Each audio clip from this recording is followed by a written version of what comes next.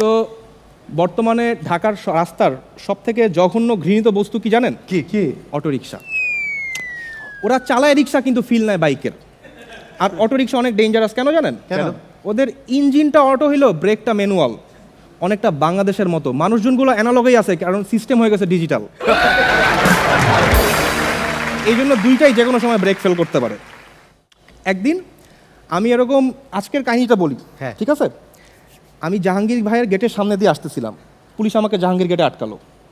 আটকায় বললো কই যান? আমি বললাম আমি এনটিভির হাসর সেটে যাই। বলে ওখানে কি হয়? ওখানে জোক শোনাই, একটা জোক শুনান তো।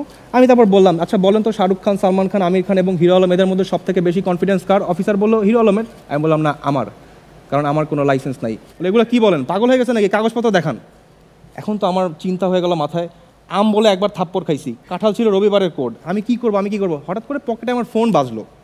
ফোনটা বের করে পুলিশের দিকে তাকায় বললাম জাহাঙ্গীর ভাই। পুলিশ বললো যান, আজকের কোড জাহাঙ্গীর ভাই।